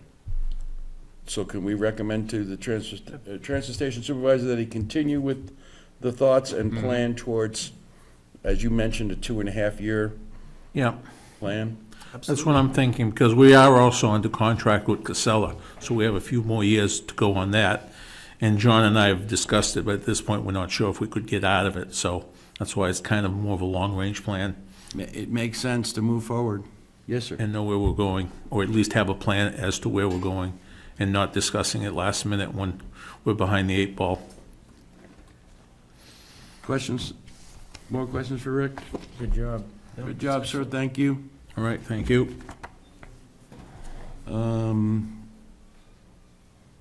Have we reached? Transfer station, we need supervisors of the checklist. Supervisors of the checklist is on page 4. 83%. Supervisors of the checklist is $4,816 as opposed to $2,624 the previous year.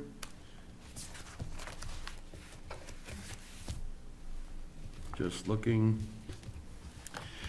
An increase in compensation to the supervisors themselves of $1,720.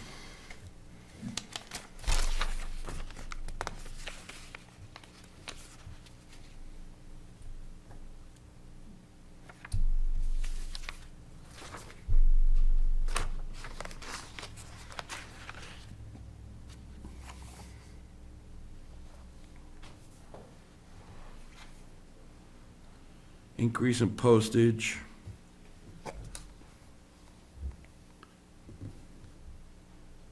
Mileage is, And mileage. it's $40.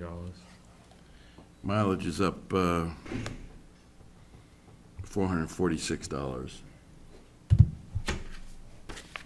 Any questions? Nope. No. All right. I believe we've gotten them all, John? We do them all? For tonight. Any specific budget questions or anything else that you need to deal with today? Go ahead, sir. Yeah, I would just mention that the next budget committee meeting is October 24th. So, Yeah. little time. And we're under a deadline to hand the budget to them by, That has not been determined yet? established. Okay. And the agenda item for us on the 24th is general review, Okay. town report update. I've been working towards that date, so Okay. Very well. if you want, while we're on the budget, we can go over the updates, Sure. just to point out.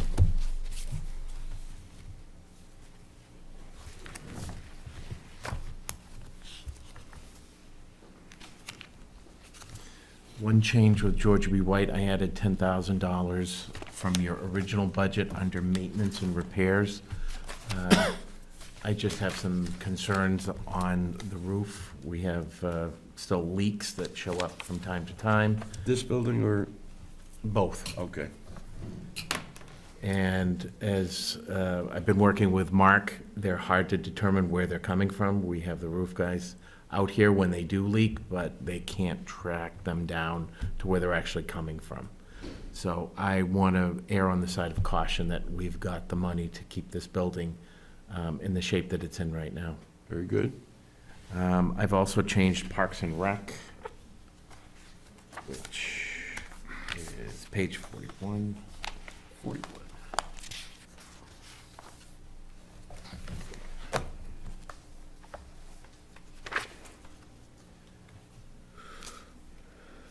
Page 41. Yes. I added under supplies, a little over $1,000. We have existing out where the 250th signs were, that structure that houses a 4x8 signage on both sides.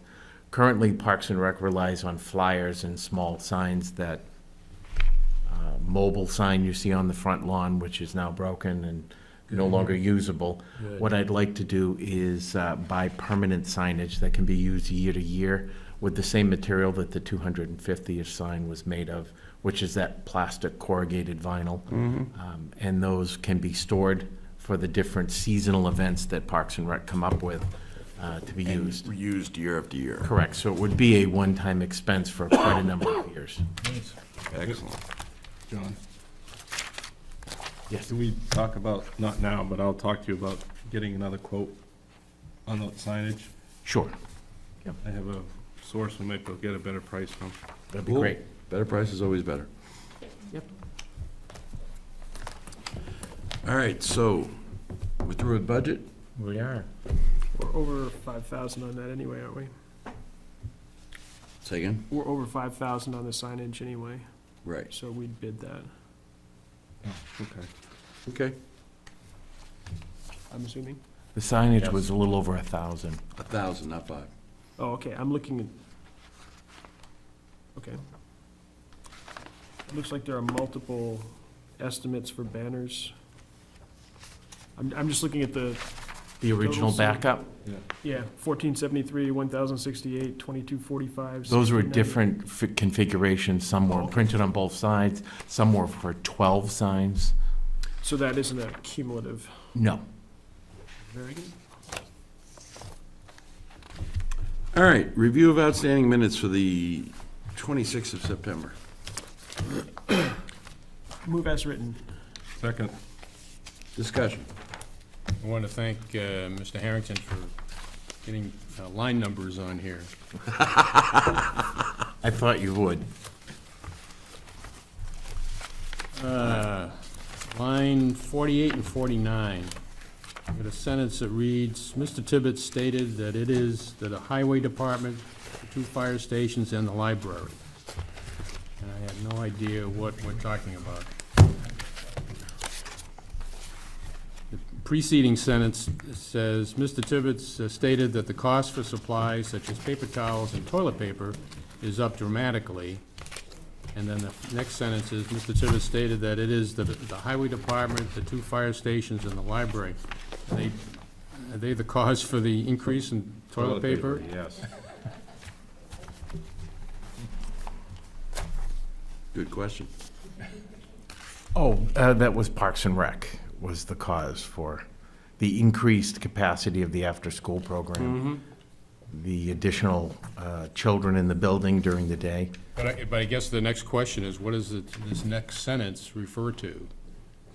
Where it says, Mr. Tibbetts stated that it is, which is following on talking about the toilet paper. Well, luckily, we have Mr. Tibbetts here. Maybe Okay. he can clarify what he was talking about.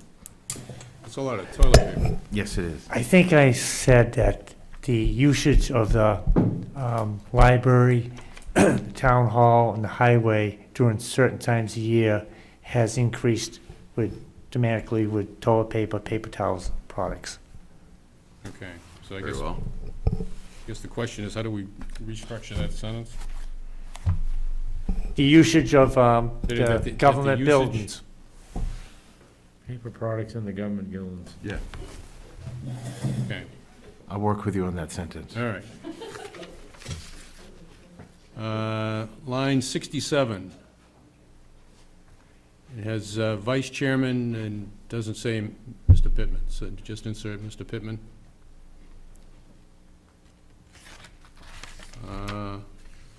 Line 99.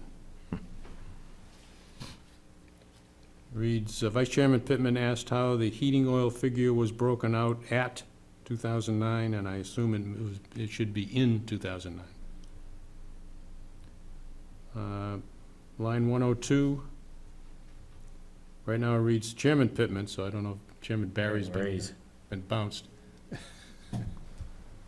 It should be Vice Chairman Pittman. Line 120. Mr. Harrington stated that under the actual budget is expended, there won't be correct numbers. I'm not sure what that means. I'll have to look at that sentence. Want to table this one for, Yeah, okay. until, Here with John. Yeah, I can give John the rest of them aren't particularly significant. okay, we'll I'll grab your copy and we'll. Okay, we'll look at 9/26 at our next meeting. okay. How about October 2nd? Oh, that's what I was looking at, October 2nd. Sorry about that. Never mind, wait a minute, back to September 26th. Any comments on September 26th? That was all good. All those in favor say aye. Aye. Opposed. So this was the October 2nd. October 2nd, correct. All right, so we'll look at that again at our next meeting. Okay. Very good. I have an accounts payable manifest in the amount of $31,473.46. So moved. Second. Moved and seconded. Any discussion? All those in favor say aye. Aye. Aye. Opposed?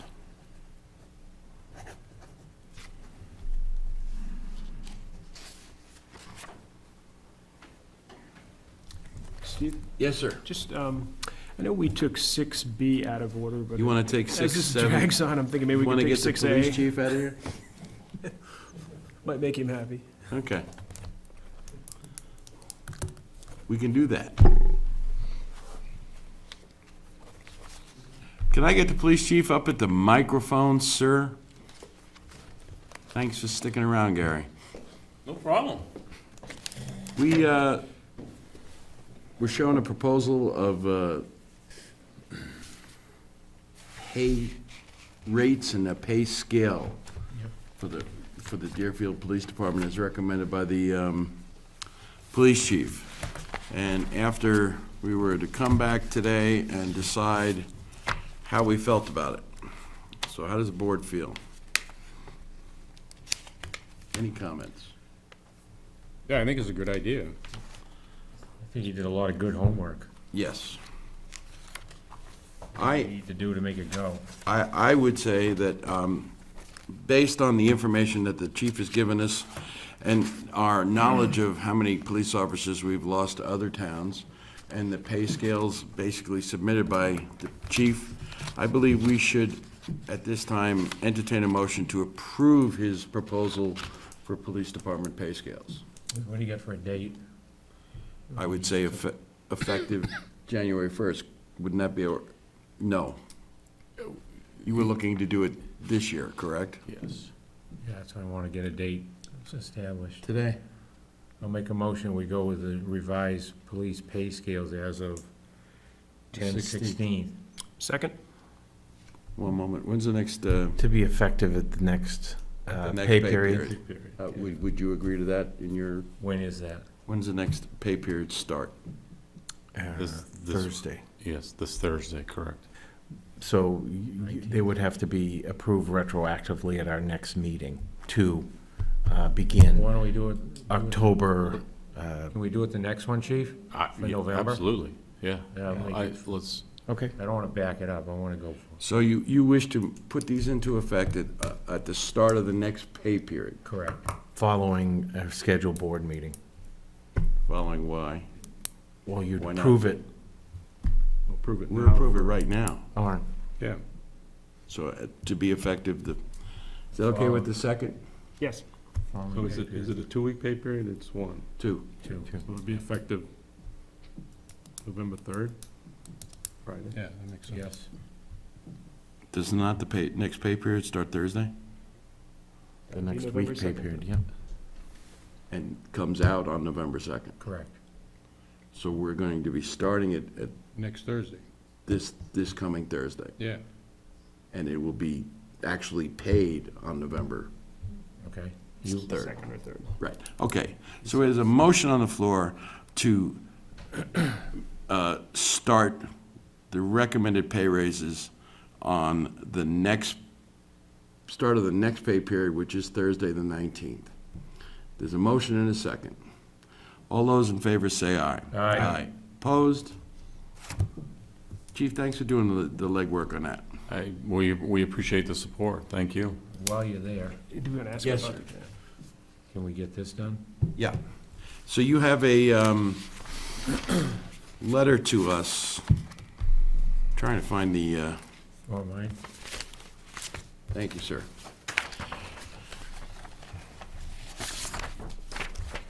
You've applied for a grant.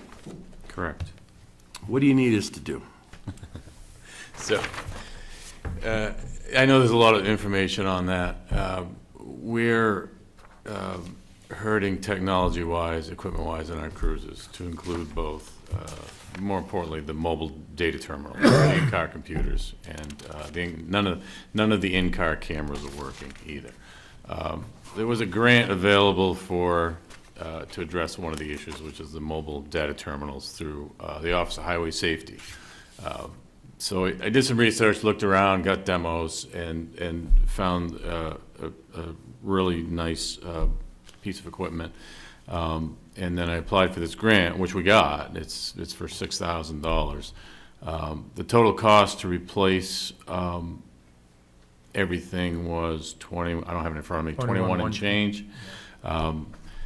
It's a lot to this. We have to, in order to get these in-car computers, we have to also implement this e-crash, e-citation system, which basically everything goes electronically to the state for crashes, summonses, things like that, eliminating the need to write everything and manually turn all this stuff in. Means basically, allows the officers to stay on the road, less time in here doing paperwork. So that added another cost to this whole project. So the total cost of this project to do everything we need to do is 21 and change. If we do that, we've got this grant. All you got to do is sign it. We've already got it. We would recoup $6,000 back at the end of the project, so we'd be looking at 15 and change. I've been talking to John. My plan was, so we have up to a year to use this grant. In talking to John, my plan was to encumber funds at around December when it's time to do that. As you know, we've been ridiculously short-handed. We've saved more than enough in salaries to cover this, and I figured it would be a little bit more prudent to do that than it would be to add money to next year's budget and just get it done at the end of the year. So basically, if you folks were good with all of that, it would just require Chairman Barry's signature on the grant, which Where's the I gave to folks, Yeah, thank you. and initial the pages that go along with it as well. How long does it take, Chief, to get the goods out of Attleboro, Mass? No time at all. So we could be up and running in a couple months, or? Oh, yeah, once, I mean, I can place the order at any time once this is all approved and everything, and, you know, talk about the timeframes and everything, but this could all be set up pretty much by the end of the year, no problem. Well, if the other stuff isn't working, we should be moving on. Yeah, stuff is falling apart in those cars. The equipment that's in there wasn't meant to be in there for what it's used for. Those weren't computers that were meant to be put in a car, and they're just a regular laptop like you'd have at home. You don't They're put not the those. tough books? No, you don't put those in cars to you know, take the weather and the things that and get used the way they do. And they've been around for a long time too, and like anything else, they wear out. I actually got a chance to see the equipment that the chief and Dan were looking at. Yeah, that's and, right, too. Beyond the technological aspect of it, just the physical, ergonomical balance and design is a market improvement from anything we've got in the cars. And I also didn't realize that none of the dash cams were working, and I think in this day and age, it is really Imperative important that they do, we have right. those How many operations. times have we talked about replacing those? They work, they stop working, We have replaced them once. a maybe, number but- of time over the years. And again, this is just for the computers. This is Right. not for I'll come back to you later about cameras. Okay. I got, you know, I've got people coming in doing demos on those too. But this would save I just all haven't those, gotten to it yet. this would save all those manual reports. which would be Yeah, all over the road. yeah, all the crash reports that we submit manually, all the tickets that you write and everything. I mean, this is what they're going to. The whole state's going to this, and little by little, departments turning over to the system which is great because you'll keep guys out on the road doing their thing out on the road instead of having to come in here and spend time doing paperwork inside the station. So So do we need a motion for? Need a motion for me to, 21-123 or 15-123? need a motion for me to sign the grant giving us $6,000 in matching funds for this purpose. So moved. Second, Moved and seconded. Any discussion? I would just note that we'll encumber the rest, assuming that we have a balance. Right. All right. All those in favor of me signing it, say aye. Aye. Aye. All right, I'm going to sign it. After I get through initialing 22 pages for a $6,000 grant. And the only reason I got to see the demo was because I was curious as to why there was a North Attleboro-looking cruiser in front of our police department, so I went down. North Attleboro, he came a long way. It was flashy, it was like a black Ford Explorer, yeah, a lowrider yeah, set up Interceptor. yeah. They've done like 25 departments in the state so far. It's a really neat product. We should note too that they come here to do it, right? So you don't have to go down. Installation is on site. Any future maintenance, if required, is on site, which is a huge plus right? for us, not having to Having to transport cruisers. Yeah. Traipse all the way down there. Yes.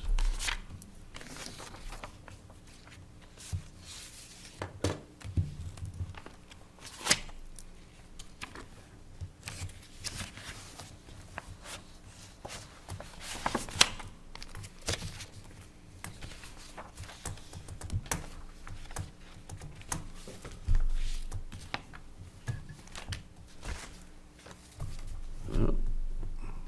Page. Yep.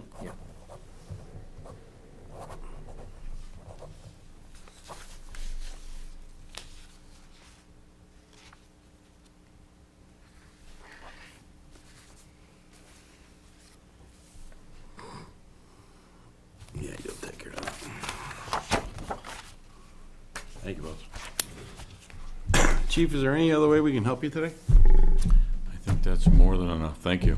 Thank you very much for putting in the work. All right, going back to, did the vouchers, how about some signatures? I have a request from the New Hampshire Association of Assessing Officials, the 2018 ballot. It's been requested that we nominate Lauren Martin as a person to speak for us at the,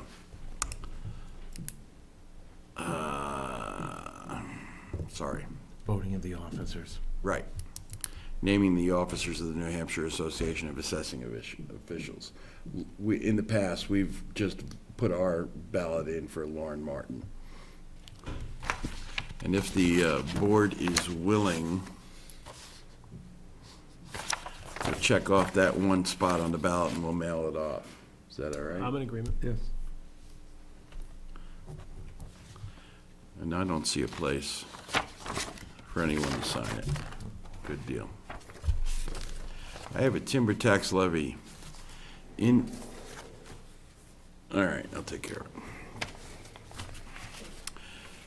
Yeah, I remember we talked about this. This is not a timber tax levy in the amount of $0. We've had a notice of timber bond refund where I have a request that on a timber bond of $432.20, that we abate $58.99, leaving the total amount of the timber tax at $373.21, and this is for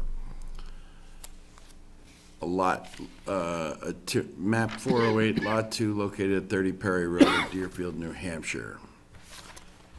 I would make a motion that we levy the timber tax as modified. Second. Norma Koski. So we're going to vote on whether or not to abate $58.99. All those in favor say aye. Aye. Opposed?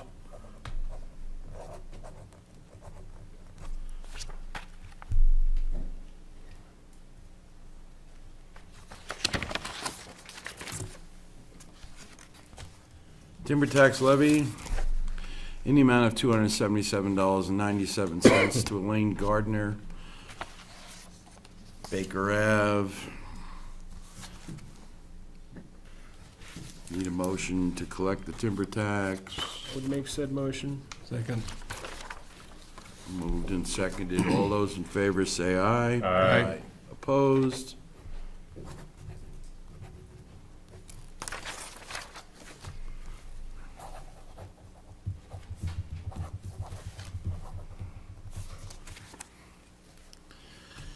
And a timber tax levy in the amount of $305.42 to Irene Cruikshank on Perry Road.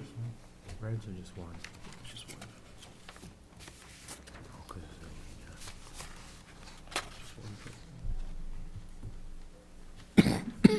I would make a motion that we collect that timber tax as well. $305.42. Second. Moved and seconded. All those in favor say aye. Aye. Opposed? Yeah. That first one, I think No, we don't need to sign it twice. we don't need to sign it in the front because we can't collect a tax of $0. And I have a notice of intent to cut wood or timber, Eric and Kathleen Berglund.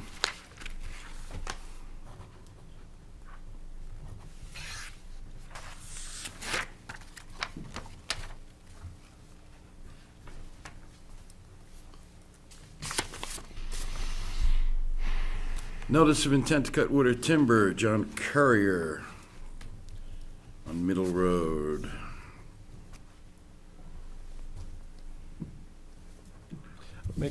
Oh, no, we don't need to make a motion for that.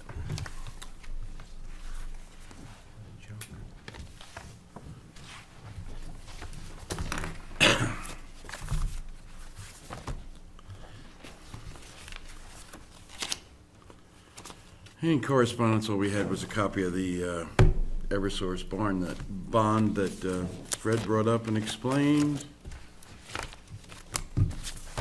Town Administrator's report. One item tonight, we have 5 old air conditioners which were previously used down in the Parks and Rec Department prior to having the central air put in that are next to inoperable, and I'd like the board's permission to be able to place those at the transfer station. Anybody have a problem with that? Hey, Go right for it. Thank you. Any questions for the town administrator? Not now.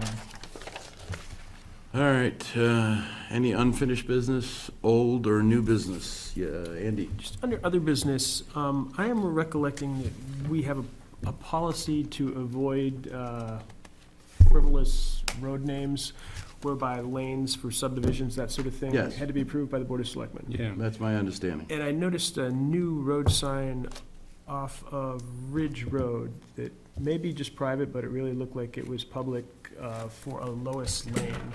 That I didn't remember I don't remember approving, and it that. also seemed to sort of come back around to when we were trying to eliminate Skidoo Lane. Yes, and yes, things like yes. that. So where was this? It's on Ridge Road, next to the original senior home. There is a new road cut running down over the Oh, yeah, hillside haven't now. seen And it popped up this weekend, but Down the over sign, hillside? yeah, and the sign looked like one of our official road signs. Would you have the building inspector check into that? There may be a development down there that I don't know about Yeah. yet. I don't know of it. Superman development.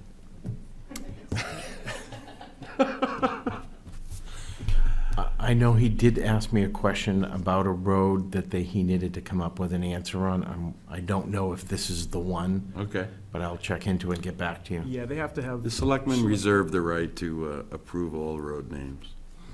courtesy of former selectman Joe Stone, Yes. who took particular umbrage at Skidoo Lane. I remember. Fred? What?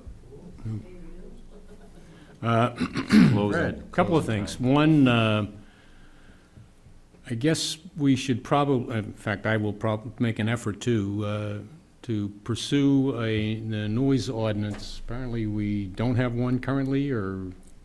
We have crossed that road before, and we thought we did, but we really don't. Yeah. So I had seen one, and the reason why I'm bringing this up is that Sunday, there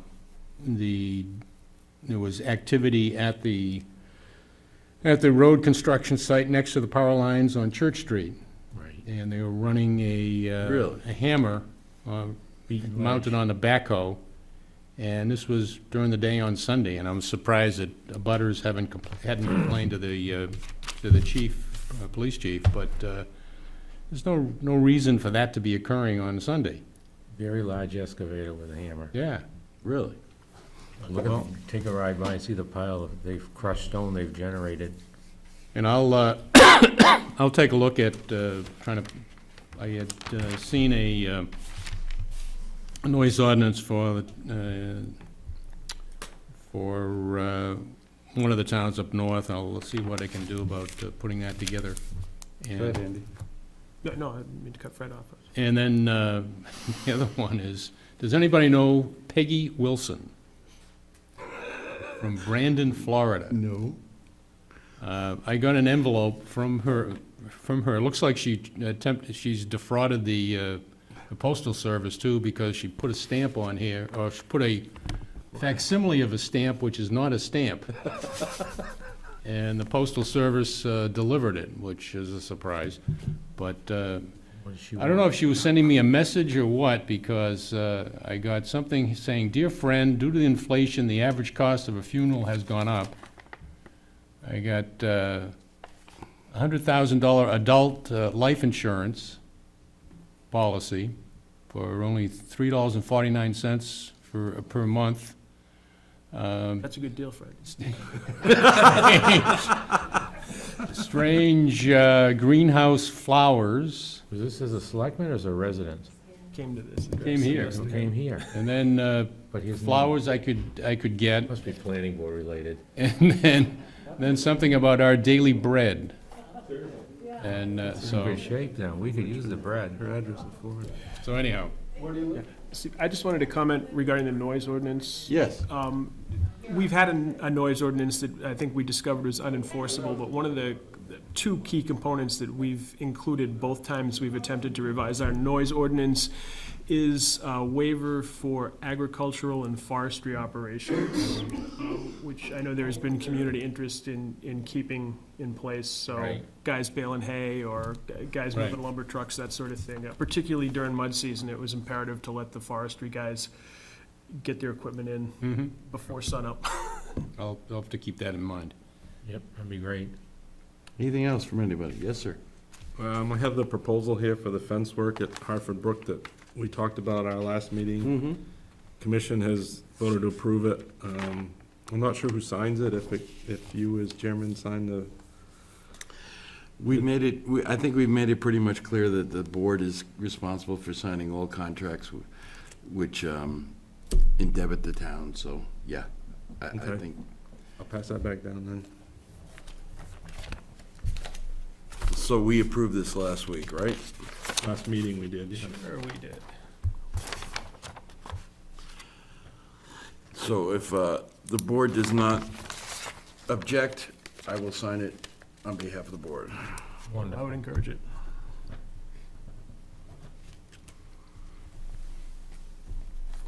If anyone's interested in making grape jelly, by the way, we had a soccer You wanna game make down a at that copy of field, that and and all you get can back to smell is Jeff? grapes. Really? I haven't seen them thick anywhere else in town, but they are definitely very thick at the Hartford Brook Field. I am, are we all done with business, other, old, whatever? We're going to go into a non-public session under B, and when we come out, we'll take citizens' comments, and we may or may not take action. The only problem being, where are we going to go since there's people in our room? They just left, didn't they? No, there's still people in there. John's office. Some of them left. Or the old selectmen's meeting Yeah. room. It's not long. It shouldn't be. Furnace room. Make a motion, we go into non-public session, RSA 91A3, Roman numeral 2, letter B, the hiring of any person as a public employee. Second? Yes. Yes. Yes. Yes. All right, we're live. Yep. Or no, for record, no action was taken in a non-public session. Could I get a motion to seal the minutes of the non-public? So moved. Second? Yes. Yes. Yes. Yes. Yes. All right, at this time, I'd be entertaining a motion that the chairman sign an agreement with Municipal Resources Incorporated to provide a financial person to perform higher function financial accounting for the town, since we are without a finance director.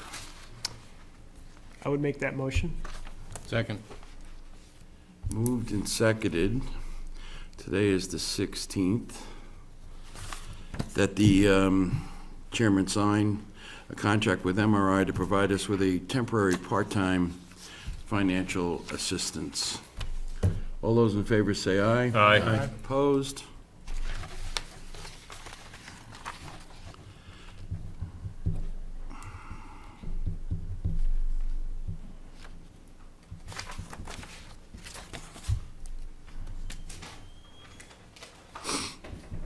This is almost like a fair meeting. Blah, blah, fair meeting. 2 hours, 3.5. Sorry about that. Citizens' comments. 1, 2, 3. Motion to adjourn. Second. All those in favor say aye. Aye. Thank you all for coming.